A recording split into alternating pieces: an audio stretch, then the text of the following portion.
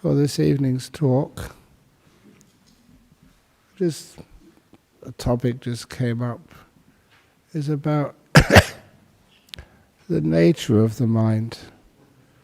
We make a lot of comments and talks about the nature of the mind in Buddhism, but it's also the case that I started off my life as a materialist, a theoretical physicist. There's one thing which, when you wanted to try and find out and discover the nature of life, first of all it's a theoretical pursuit, but find out that instead of just having ideas, how do you know if those ideas are true or not? You saw so many people arguing with one another, everyone thinking they're right and other people are wrong. And that was not inspiring at all. Why do people keep on arguing on really important things? And when you learn about the nature, of reality, even that, there's always, they used to call it in science a ghost in the machine. The fact that just stuff was not enough to form this thing which we call life. And I often mention this, that in our Western philosophy, I'm not going to stay with philosophy that long. In Western philosophy, they always credit the Greeks, the ancient Greeks, with getting the basic ideas of philosophy in place. And I wish they would actually believe that, because I don't know about you, but I remember just reading, Aristotle and Plato. And there was, I'm going to be a bit sort of scholastic, in Plato's Republic, one of his famous books, they had the last chapter in Plato's Republic all about rebirth. These guys, they were all into that, because there's no way you can explain just you, as if you were just born and created in just one life. Where did the Mozarts come from? Where did these little geniuses, were just almost like born with these abilities, come from? It has to be just more than the body and the brain. And of course there is much more than that. There is this thing which, has been called the mind for such a long time, what we call the sixth sense. That's a nice theory. How can you prove it? And of course, there is the way to prove it. And of course, that's what you do, what you were doing just 5 minutes ago with the meditation. The meditation, you were letting go of the body. I don't know about you, but just my body just almost disappeared. You couldn't feel the feet or the legs or anything.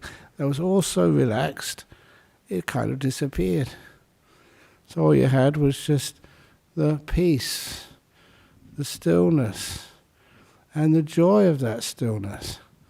Peace is not boring. Stillness is gorgeous.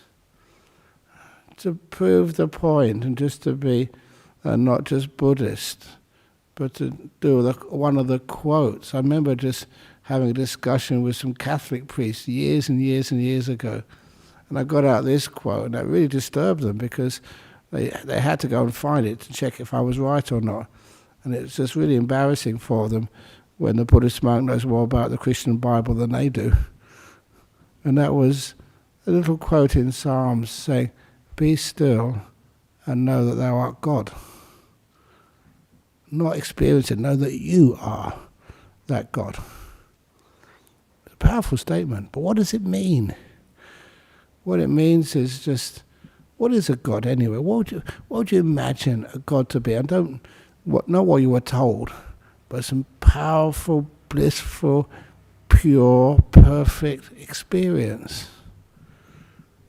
And then, of course, that's what it said there. What does it mean, though? That's just words.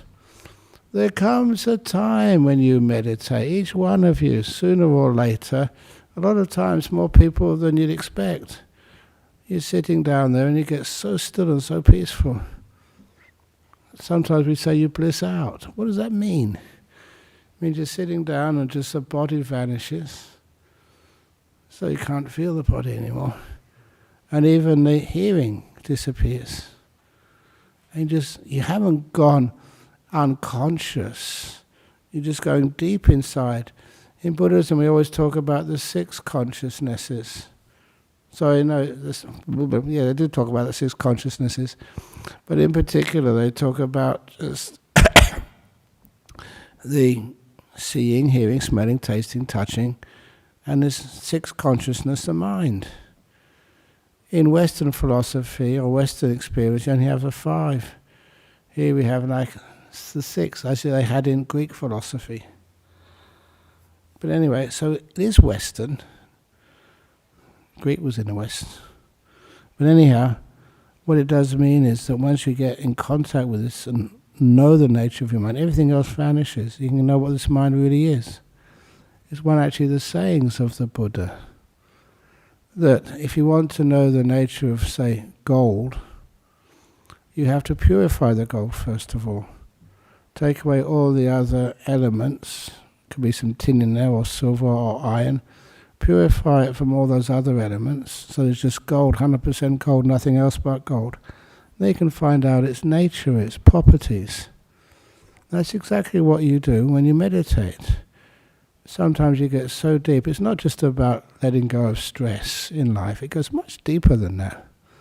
Much more powerful and much more beneficial. You go so deep in this meditation, you get to understand what is this mind. Everything else vanishes. Just have a pure mind, peaceful, nothing else. And this is not what you've been told by people. It's not what you read in books. It's not what you've learned at some university class. It's what is actually just happening in front of you. And I say this because when a person does get some lovely meditations, it's afterwards. You can know if it's a good meditation, because afterwards it's amazing just what you see and what you can hear. If you do hear sounds, you can really hear them for the first time. You know, this is one of those things when people go on meditation retreats. We offer many meditation retreats here. We always make them, they're not free, they're always priceless. In other words, we don't get involved in money for these things. Basically that means you don't pay if you don't want to. Lots of people make donations, but you don't have to. Because that is the purity of it. It's like diminishing it to sell meditation or truth like stuff in a marketplace. But this is something much more beautiful. And when you start to experience what this meditation is, it's like your mindfulness increases enormously. You can actually see things, you can understand things. And this is where, you know, even if you are on a retreat and we have like the lunch or the breakfast, it's amazing how many people start talking that, wow, the cooks at this retreat are the best cooks in the world. This was the first retreat I ever went on when I was a student at Cambridge. And I was just really concerned when I learned the retreat was being held in boarding houses for students, with the cooks who were the people who usually cooked for students in UK. Now, first of all, this was in the 60s. Number one, in the 1960s, like English cooking was not really that well respected. And I remember at that time, all it was usually meat and 2 veg.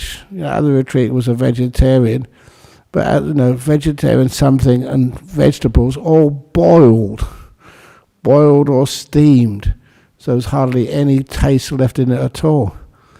And I really thought that I'm not going to be able to last a 9-day meditation retreat. I was a young man with no decent food.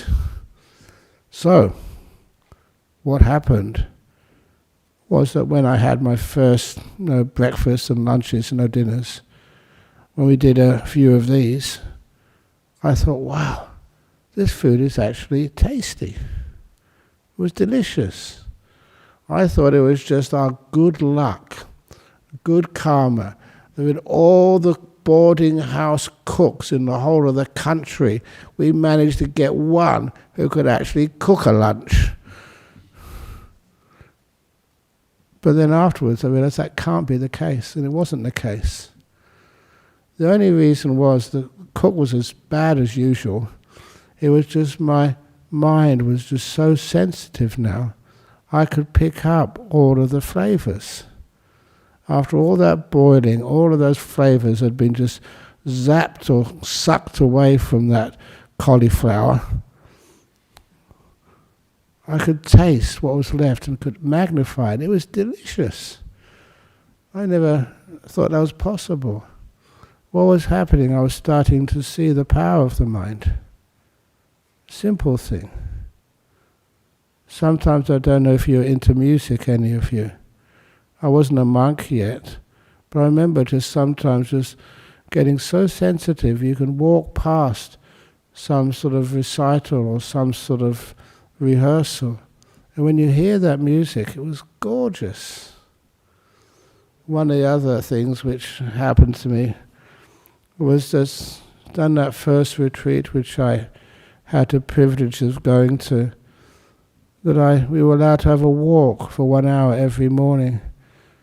And, I didn't go very far, because it was close to the Botanical Gardens in Cambridge. All I did was I thought you could have a nice walk in the Botanical Gardens. That's easy enough. But then I got to the entrance. And at the entrance, I couldn't believe I saw the most beautiful clump of bamboo I'd ever seen in my life.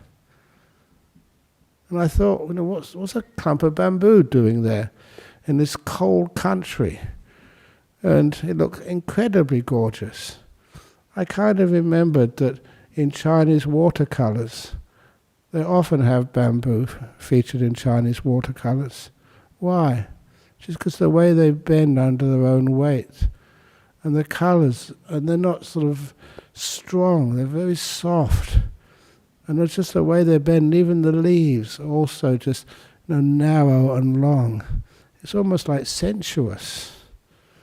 And when I saw that clump of bamboo, I thought, wow, that's gorgeous. And I'll tell the story quickly, because I did realize, had enough other presence of mind, if I just stood like that with my mouth open, gaping in its gorgeous beauty, and there's this young student gaping at a clump of bamboo for an hour, somebody will call them in the white coats and take me away. It's not the normal thing to do. And so, but anyhow, it was so gorgeous. I enjoyed every moment of it, but I saw a bench and I could sit down on that bench, and that kind of normal. But that never went away from me. I had to tear myself away to go to breakfast. I went there the next day, and the next day. 8 of the 9 days I went there. And I never was finished with it. It satisfied me. It just gave me some joy and pleasure which I'd never seen before. That was just a simple sight of a clump of bamboo. But then, once the retreat was over, because this was the place I was studying at, I decided just to go and see my favourite clump of bamboo, the most beautiful clump of bamboo in the world. I got on a bicycle and rode through the traffic. That's an important part of this story. Riding through traffic, stressing out. By the time I got to that same old clump of bamboo, it looked just so ordinary and out of place. It was bamboo in a cold part of UK. It shouldn't be there. It was dry, desiccated, looked really sickly. And I thought, what had happened to the most beautiful clump of bamboo in the world, which I could see only a couple of weeks earlier? Now it was gone. It was the same plant, physically the same. But what had happened is my mind was now tired. I could not see it to the same sense of beauty that I could see when I was in a meditation retreat. And I've experienced that just so often ever since, and I tell other people about that. First of all, when you start to develop your mind, you're not quite sure what it is yet, but you know it feels really nice, very good, very pleasant, very healthy, very free. You know, sometimes that when you meditate, hopefully you saw that a few times, when I had a cough. That's one of the reasons why, even though I had a cough the week before and the week before that, even though that I still gave talks, one of the reasons I did that to show what meditation can do to a cough. You know, the irritation just decreased. I didn't take any medication. It was a meditation, softened the mind, and just it wasn't so much of a problem anymore. And that is kind of weird, but when you don't worry about things, when you make peace with them, of course healing happens. It's one of the most amazing things to actually to see and to experience for yourself. But anyway, it's also joyful as well. You know, sometimes, how many of you get depressed? You know, people have done experiments, and experiments are just so coarse and so unrefined. They just take a few readings. How can they really know how you feel? They can just see what lights up here, what lights up there in your brain, but is that really just fair? Because you've got machines on you, sometimes you expect what you're supposed to report. But certainly that you see that after you know how to make mind peaceful, you get a boost of energy. Not only clumps of bamboo look beautiful, not only if you go down to the river and just watch the water flow. It's very nice now. We had a very heavy rainstorm in Serpentine a couple of days ago, actually only yesterday morning. And now sort of got some water in the ground now. So expect some grass to be coming up soon. That was so dry in Bodhinyana Monastery for months. But also when you can start to see the water start flowing. Have you ever seen there's just the water dripping from the roofs? It's a gorgeous sound. I remember just going over into South Korea, one of these monasteries over in the mountains. It was like a kung fu movie. Just the architecture, and there's so much ice there, and the big river which ran, not a big river, but like a stream which ran through the heart of that monastery. It was mostly iced over, but just a little bit had melted, enough to hear the water flowing. And the sound was better than just listening to a symphony. It was gorgeous. Why? A lot of times, it wasn't my ears. It was just a place, I'd just been doing some meditation there before. And once you do your meditation, it's like your ears become all cleaned up and enhanced, and you can really appreciate, what you are listening to. You appreciate what you're feeling. You can appreciate everything looks more precise, more full. Your mind is charging up, your five senses. And then life does not look boring anymore. That's one of the reasons why depression arises, simply because you've been there, seen that, done that. How many more things you need to do to stimulate through force those senses? Louder music, more vibrant paints. Oh, this is one of the other weird things about what happens when you meditate. The vibrancy of colours. This is one of the reasons why when you get into nice deep states of meditation, you see these lights come up in the mind.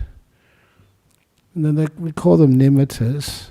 It's traditional, it's part of what happens when you meditate.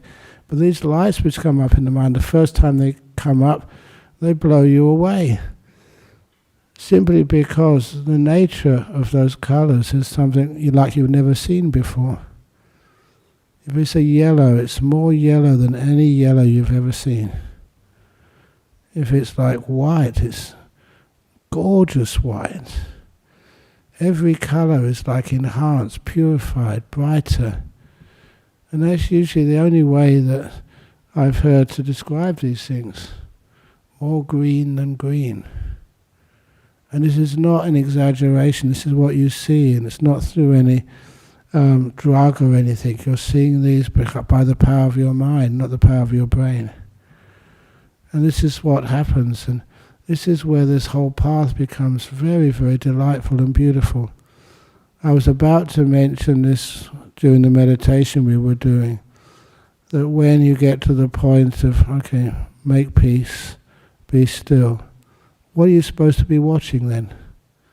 What you can watch is the joy, the happiness of it. Because it gets really nice and blissful. And don't be afraid of that. Be a connoisseur of happiness.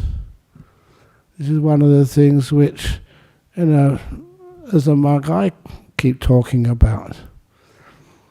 And if you do your meditation as a Buddhist, a meditator, you get happier and happier and happier. Happier. And many people think that, what the heck are you talking about? You're a monk, you're not supposed to be happy. What are you talking about? I've been doing this for 50 years. If I didn't know what happiness was, I'd have got out of here a long time ago. People say, what, are you just sitting in your room all day? Can't you get a life? Oh, I will give up this life. If I could give this life to you, I don't think you come out of your room either for days. Have a beautiful time. And it's not done through force. In meditation, you don't hold yourself still. You can't do that. That's one big mistake. If any of you try to meditate by keeping yourself still, or keeping all the thoughts out of your mind, or keeping all these ideas out, that never works. You're wasting time. Instead, just like as I was teaching earlier, relaxing your body. You know how important that is, because too many people are tense. Okay, I haven't told a joke yet. Here goes, it's a terrible joke, but here it comes. Decided to say it. About the guy who went to the psychologist. What's your problem? He said, sometimes I'm sure I'm a TP. Sometimes I'm sure I'm a marquee. You know that syndrome in psychology? Psychologists got it straight away. Your trouble, sir, is you're too tense.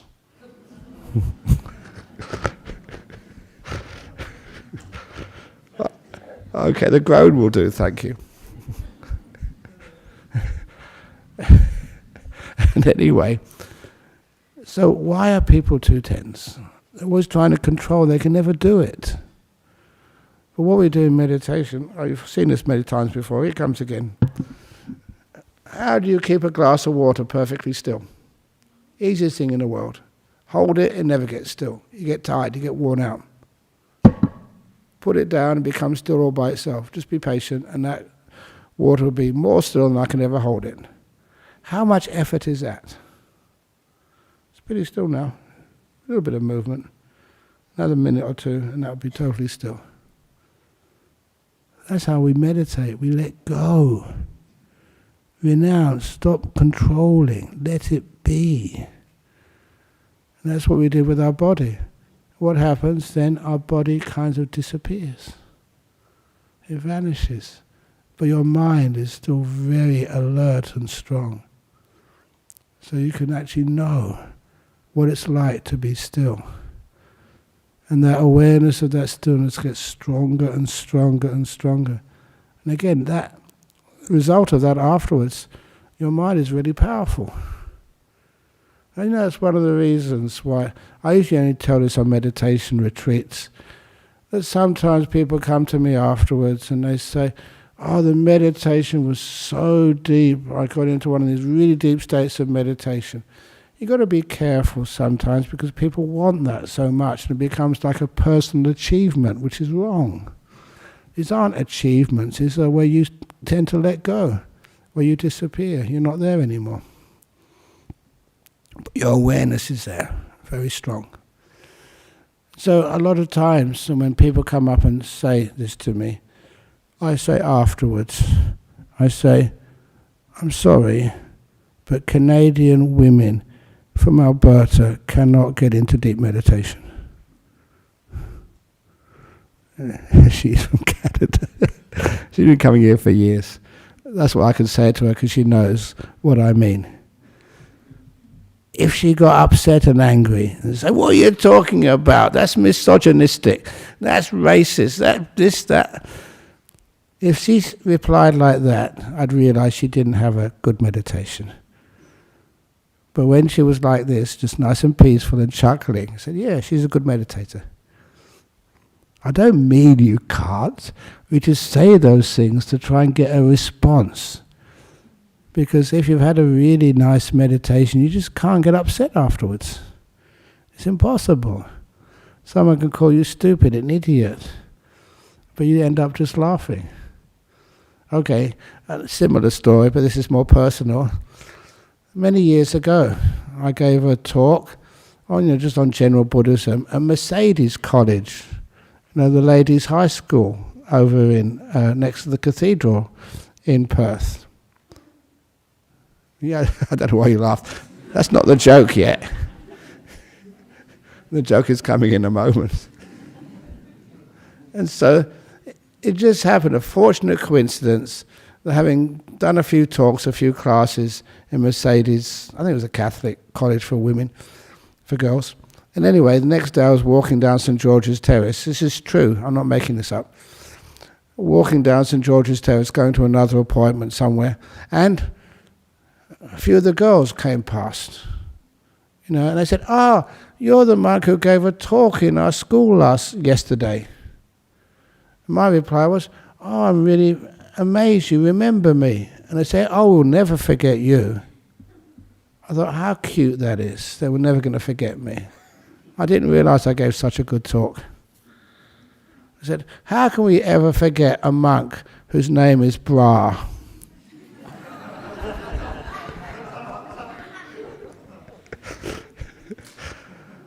There's an M on the end.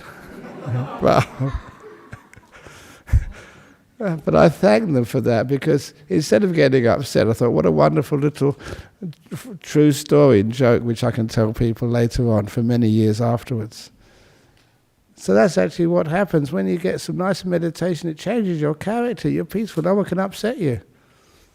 That really upsets other people when they can't upset you.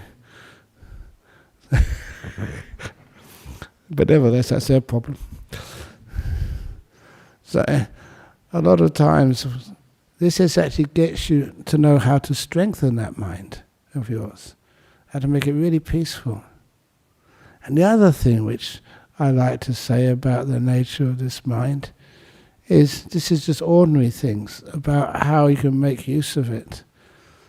This is my background, but I always remember this guy over in Cambridge, Brian Josephson his name was. You can look him up if you wish to. He was Welsh. He was also a physicist. He got a Nobel Prize for inventing basically what's called quantum tunneling, which basically made supercomputers possible. So he got a Nobel Prize for that. But you know how he discovered that? He did all his research and all his formulas and stuff, but then the breakthrough came when he was meditating. When he came out of meditation, all the solutions just came up to him. How many Australians have got Nobel Prizes? A couple. We should get some more. We should start teaching more meditation in Curtin University, in Murdoch University, in UWA. Why not? You can feel how it works. Your mind becomes clear and powerful and penetrating. That's just worldly stuff. But it's pretty good to be able to get a Nobel Prize. Not just a Nobel Prize. This story, here we go. This is a long time ago I've told this one, because this happened in 2000. Sydney Olympics. In the Sydney Olympic Games in New South Wales, the New South Wales government made sure there was like leaders from all the major religions there to serve the athletes. This was a high stress situation. And they even had a monk in there. He was actually a Thai monk, who I knew. So he was in the village, the Olympic village, Homebush Bay, I think that's what it was called, and just if anyone needed him. And he said, this was actually printed in, I think, the Sydney Morning Herald or something. It was one of the things which happened during the Olympic Games. He said that one day, these 3 people came to see him, mother, father, and daughter, from Eastern Europe somewhere. Their daughter had unexpectedly got into the finals of one of the track events. Whoever's laughing like that, I like you very much, because it's not even funny, but you laugh. Got into the finals. Now imagine that was you. You exceeded your expectations. You're in the final of the Olympic Games. And you'll be on the TV the next day or next couple of days in front of all your family and friends and people from your home country cheering you on. That is really high stress. And so because of that, she wasn't able to sleep. And even her training was all over the place. She was overly excited. So the parents took this girl to see the monk. Meditation. It's one of the things which monks are well known for. We can teach meditation. Can you please teach our daughter how to relax enough to sleep at night? So we gave her some instructions on meditation. He didn't know what happened next. He didn't watch TV. And in those days, we don't have internet. We can't find out what the latest news is. So what happened was that he didn't know what had happened, what had occurred, except he wrote in an interview that he saw in the Olympic Village these 3 people coming towards him again. The mother, the father, and the athlete in between. They were smiling. Big grins on their face. So he knew something good must have happened. And as they came closer, as he described it, the girl in the middle was waving something on a string. What do you think that was? A medal. When they came closer, he could see the colour. Gold. And they come to say thank you. Thank you for teaching our athlete daughter how to relax so much that when it came to the finals of these Olympic Games, she managed to win the gold medal for her country. It's one of those true stories. How many gold medals has Australia won?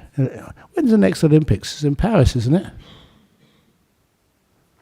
I think they should, anyone who knows anybody in the sports industry, I think they should offer me a business class ticket to go to Paris to teach it with an attendant. To teach the Australians how to win more gold medals. It's just getting that inner power, that stillness, that peace inside to be able to do this. So those are some of the byproducts. But it's also knowing what this actually mind really is. So things like depression and negativity, getting upset, and just being able to almost exceed expectations and to really appreciate the world. Sometimes people get negative about this world. You can't do that when you're meditating. Now, honestly, how many of you have tried to upset me or seen other people trying to offend me? Have they succeeded?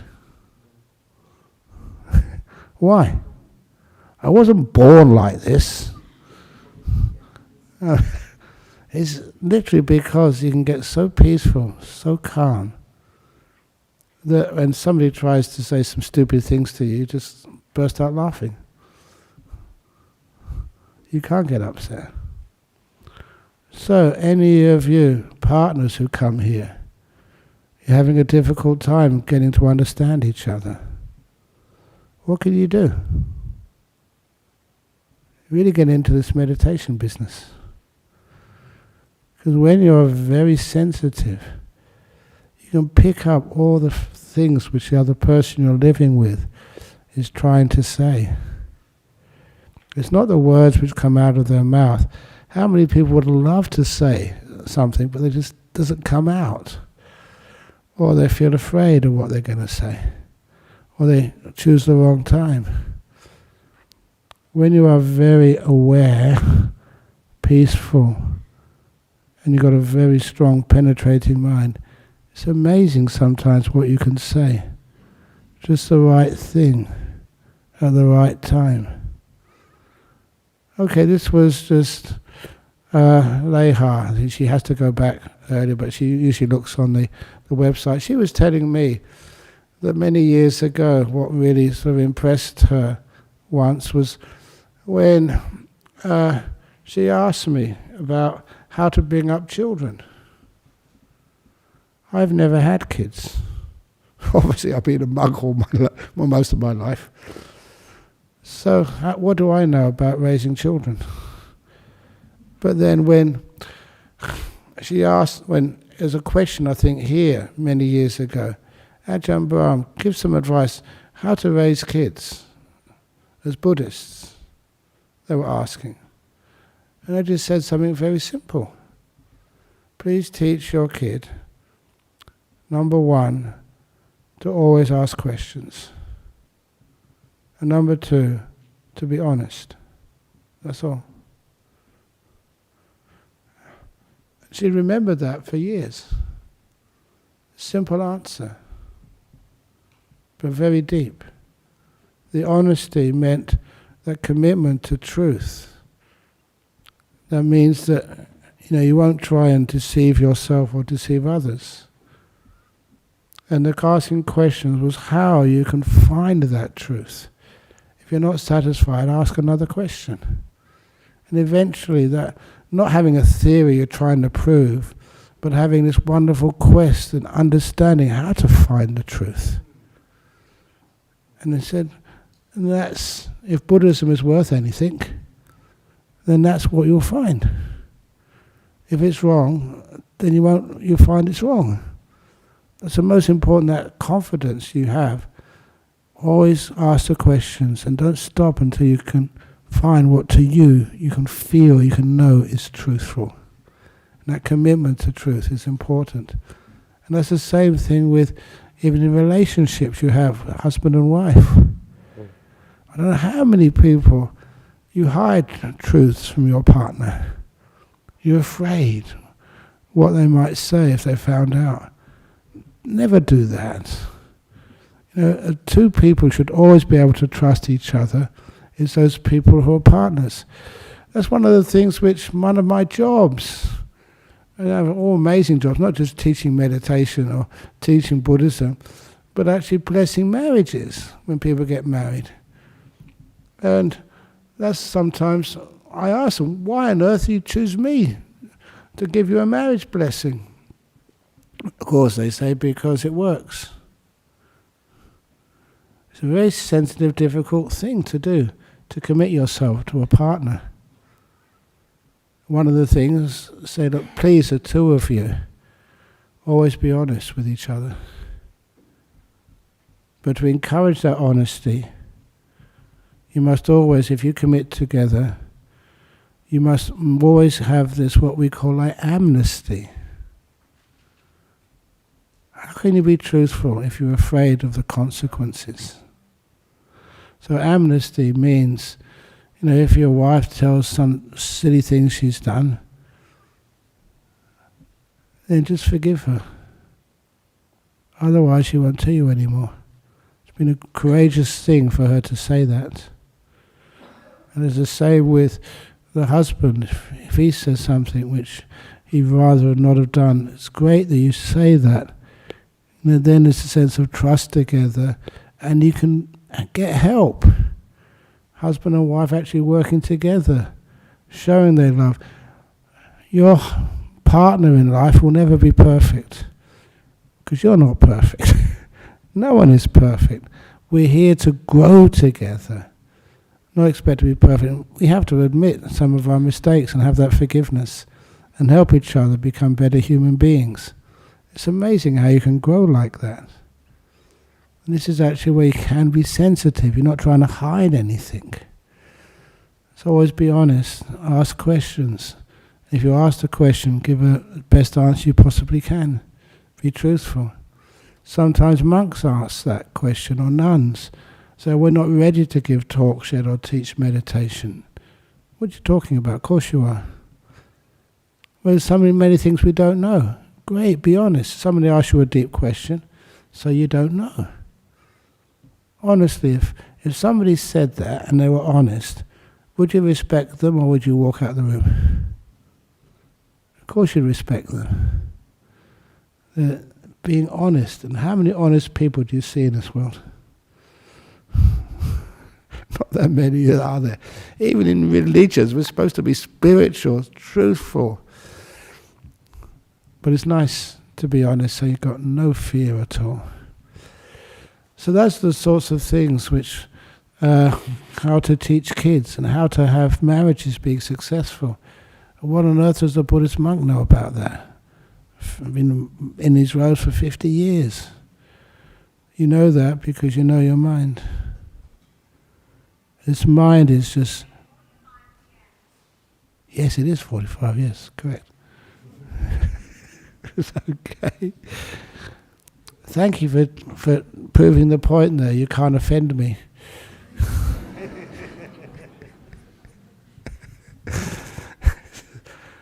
So this is actually how we can learn what the nature of the mind is. And it's not just a theory. It has all sorts of other aspects to it, like, what rebirth is. I don't know if you're partners together. Why? Why do the two of you get drawn together? Have you ever figured that one out? Why there's such a thing as like even love at first sight? Look, there's this couple once, I think they were the most weird, but not really. Because they came on one of my 9-day retreats. They were good Buddhists, good meditators, but they couldn't keep apart. We have our rules, that you're supposed to live in, stay in separate rooms, and you can smile at each other, but you don't need to talk to one another or hold hands or anything. But they couldn't stop themselves, and they just came up to it. They were honest. They said, we can't do anything about this. Because for the first time they met, I think it was in some retreat over in France or somewhere, and she came up to him and said, your name is David, and gave the surname as well. He'd never seen her before. Imagine someone does that to you. He said, this is your name, and I've met you before. And they had this incredible attraction together, and he said that we were married in a previous life. And it's obviously true because they were really, really close together. Would that be a bit weird? I only tell stories like that because, you know this story, my auntie, who is amazingly still alive, she's 96 or 97 or something, and when she was out just looking for a partner in life with my mother, my mum and her grew up together. They weren't sisters, they were cousins, but they were just like sisters. So one evening they went out, and before they went to a dance, they went to see this medium. Just something to do. And this medium looked at my auntie and told her, he said, you're soon going to meet the love of your life. Oh yeah, you've heard that one before. And his name will be Donald, surname Wolfries. That's not like Jack Smith or, John this or... It was a really weird name, Donald Wolfries. A couple of days later, she went to a dance with my mum. They went there together. And this guy came up to my auntie and said, "We'd like to dance." That's what they used to do in those days. And yeah, they were attracted together. And so, "What's your name?" "Donald." "Oh no." "Wolfries." And they were married for 60 years. He only died a few years ago. She's still going strong. And every time I used to ask her, this is family. They don't lie to you. No reason to. "Did that really happen?" "Oh yeah, it did." "What did you feel afterwards when you met him?" "Oh, it was strange, but it all worked out fine." That kind of shocked me. How do you know that? But it worked. So this mind, when that happens in your own family, it just adds to the evidence. This is real. Life is weird, and it can only happen if there's a thing called the mind. And that mind goes from life to life, or it just changes a little bit as it goes through. That's called dependent origination. That's a deep talk. But that's actually what motivates and why you come here. Often and people ask me, "How come you became a Buddhist, let alone a Buddhist monk?" No one in my family in London could spell Buddhist. There was no one who was a Buddhist in my family. And how come I just became a Buddhist monk and liked it so much?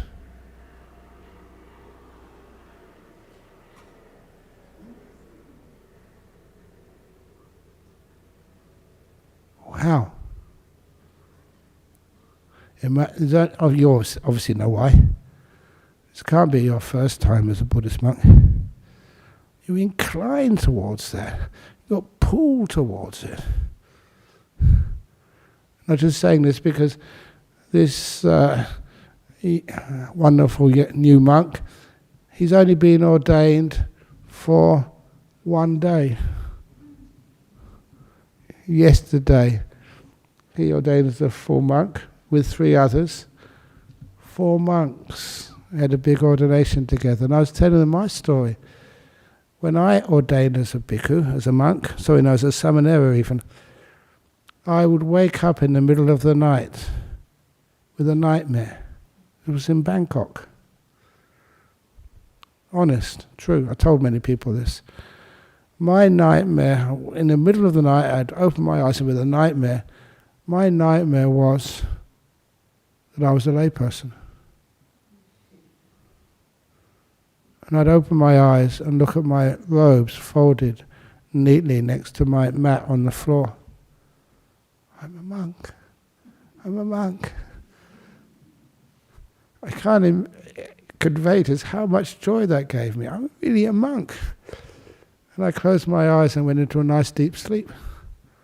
And woke up in the morning. And that happened the next 2 nights as well, 3 nights in a row. How on earth could that happen? It was something you knew deep inside of you. It's almost like destiny. Someone was pulling towards you. That can only happen with the power of the mind. It had nothing to do with my body at all. Very much the power of the mind. Okay, I can keep going because I've got energy today and inspired myself. I hope you enjoyed it. But we usually have some questions now. I know Eddie was trying to clap a lot of time. If you want to do it, do it.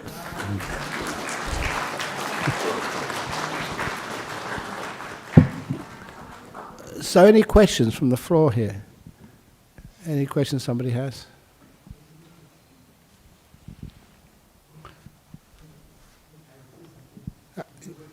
Go on, Eddie. Yeah, go on.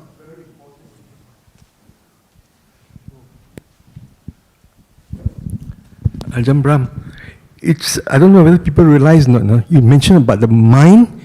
Today's talk, the nature of the mind. It's in the Buddhist teaching, it's the heart of the teaching. Yeah. The power of the mind and how the mind heals us. Suffering and the understanding suffering and how we get rid of suffering. Like when you're saying you had a toothache and the toothache went away. Yeah. Yeah, Ajahn Brahm, You know, I last week, remember, I was telling you about the mind and the subconscious mind. Oh yeah. Yeah, and then 2 days ago, when this Ajahn Vimoka came here, you know, Oh yeah. he talked the same thing, you know. While he was talking, I was thinking of you, you know, your toothache all the time. So I can see it so clearly, how our mind, you know, you're saying let go. When we completely let go, you know, okay, the thing, you know, okay, we don't think of this. Sorry, the mind is what we think outside. Subconscious mind involves our feeling, you know, okay. Yeah. The pain from you is you from the subconscious mind. You let go completely, it goes off. Indeed. You know it, is Ajahn Brahm. Even this could apply Ajahn Brahm to cancer and all these things too, isn't it? Absolutely. Yeah, you see it. I know you know it, Ajahn Brahm. I know you know it. And the reason why I'm saying is that this thing, okay, you give a good talk, you know. And I'm thinking of why I'm talking, you know. I think of the people here, you know. You know, not like what I'm saying is I thought of the people, maybe we can elaborate to let them understand. And when I talk, it's deeper so that the people can understand, you know, what we are talking about, you know. Oh yeah. You know, maybe Ajahn Brahm, what you think we should be instead of just having just one thought of mind, you can concentrate it, you know, have it, maybe bring it more often on mind. We try to do that. Instead of all other topics too, just more on this, because it's the important thing, you know.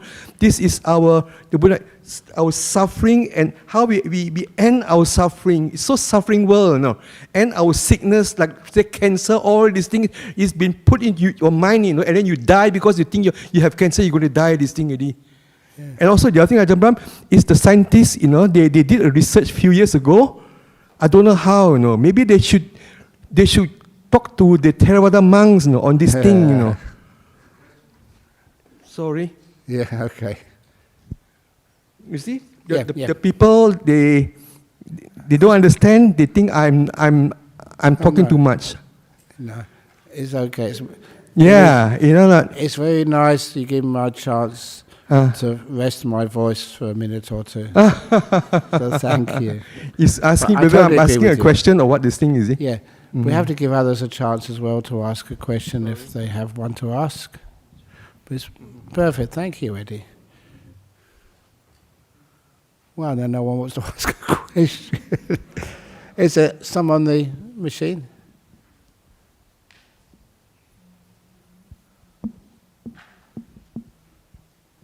Yeah. Good to see you. How are you doing? Okay.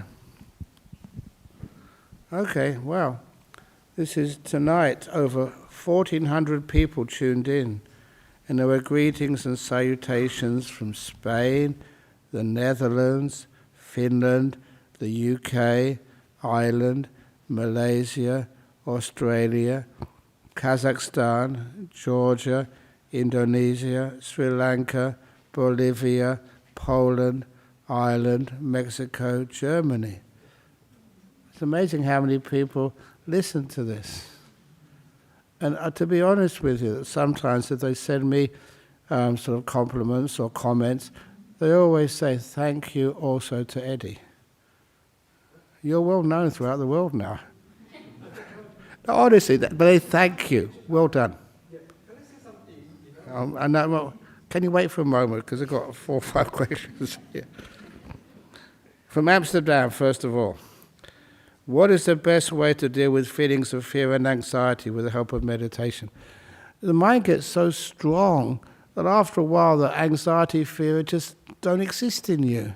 Just in one simple meditation. This was my preceptor I thought he was a study monk. But one day he told me about when he was training in Got Samoy as a young monk. This was maybe 80 years ago. His teacher told him to meditate in a coconut grove, and when he came out of meditation, he found there was a big snake caught up in his lap. Because, you know, when you go into meditation, the body kind of disappears, and when the body came back again, there was a big snake, and he recognized that was a really dangerous snake, very venomous. But he said he had no fear at all. And it was amazing, he said. That's what he noticed more than anything. The absence of fear when you had a big snake caught in your lap, and it was really dangerous. And so he just carried on meditating for another 15 minutes, and then the snake decided to get up and go and just crawled away. He said it's the weirdest experience, the absence of all anxiety and fear. That's what happens, you don't have fear. Obviously we know that fear is not a useful reaction. The more fear you have, the more likely that snake is going to bite you. So anyway, he said that was weird, but it's a wonderful thing.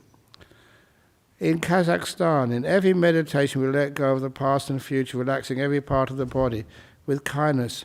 At what point do you need to move on to the actual observation of breathing? You never move on to the actual observation of breathing. The observation of breathing just happens. The breath comes to you. You don't go to it. After a while, when everything else starts to disappear, the breath is the last thing left moving. So you become aware of it quite naturally. And then you don't keep your awareness on the breath. After a while, even the breath vanishes. Keep your awareness on just what's happening right now and the joy of it. From Georgia. There is huge civil unrest in my country, people versus the government. The mind has angry and violent thoughts I can handle, but sitting peacefully feels isolated and passive. Please advise. You know, that's one of the most amazing things you can do, to actually to sit down and be peaceful, because that empowers your mind afterwards to be able to have fearlessness and also things like forgiveness. And every time I've tried this, in violent situations, no one has ever been able to hurt me. It's weird. Even as one of these monks, the reason he became a monk, he's a very good friend. He's over in the UK. I think you may know him, Venerable Karunika. He's quite senior now. He told me what happened to him. He was doing martial arts, I think karate, and he was already second Dan black belt, but he was doing this fight with a female. Both were second Dan black belts. This was serious stuff. And then as they were fighting, just the sport, he got into this state of stillness, and he dropped his guard. And she started hitting him, a second Dan black belt karate lady, and she hit him and hit him and hit him. Not that nothing hurt, but no even bruises afterwards, with no defense. He said that was such a strange experience. Because of the deep stillness he was experiencing at that time, he could not be hurt, not even bruised. This is actually sometimes the power of that mind. And to really get into it, you don't know how powerful it is. Other things, getting worried, and then you're just part of the problem. You're not a solution at all. From Poland, dear Ajahn Brahm, I am an autistic person, and I would like to selflessly help people like you.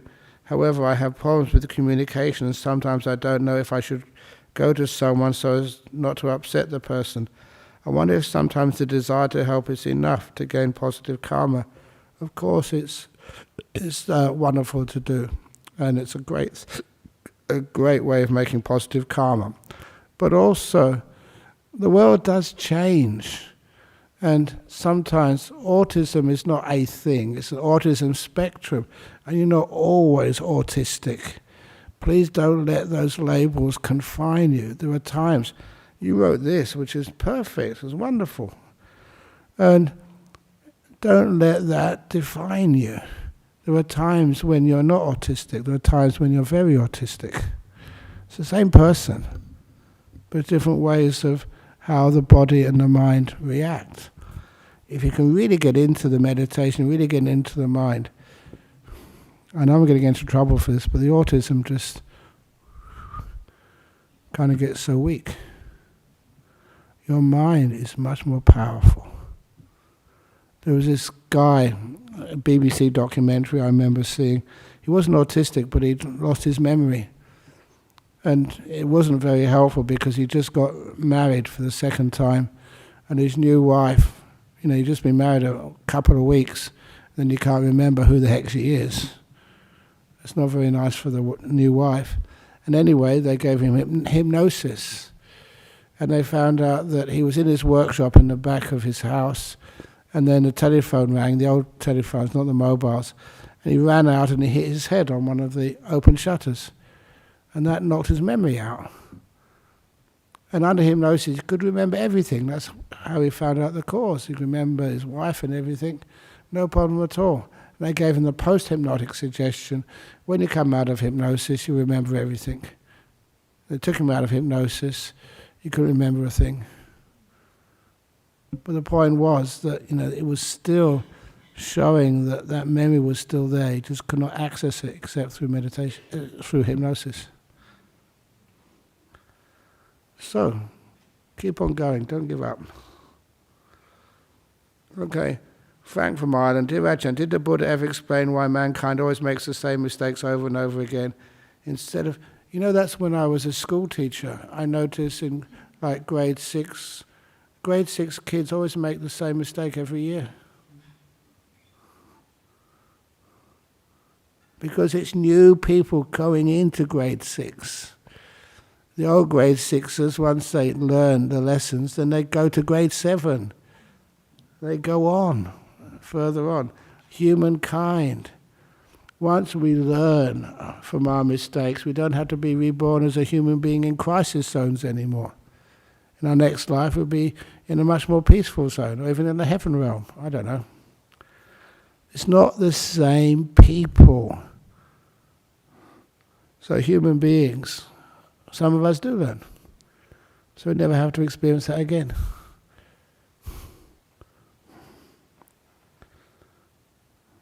Okay. Here's what happens. So we always seem to have the same things come back every couple of decades. Wars and conflicts. It's not the same people. Sometimes different lands. Sometimes always different people. Until we learn, we don't need to do that anymore. It's amazing just how stupid people are. They always have to think that the next time we can actually win a war. No one ever wins a war. Absolute craziness. It causes so much suffering. Anyway, I should actually finish off now. It's 9:05. I did 4 or 5 questions.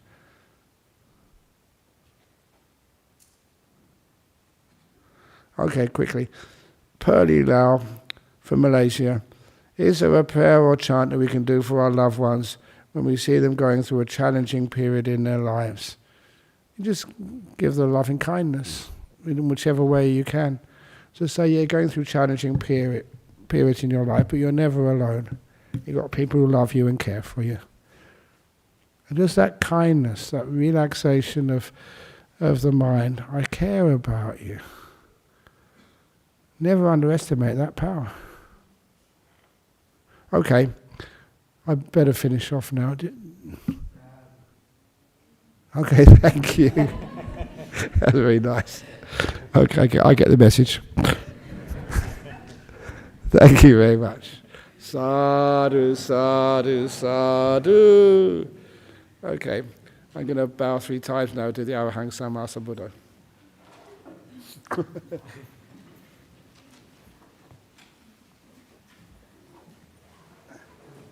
Arahant Samma Sambuddho Bhagava Buddhang Bhagavantang Abhivademi Suakato Bhagavata Dhammo Dhammang Namasami Supatipano Bhagavato Sāvaka Sangho Sanghang Namami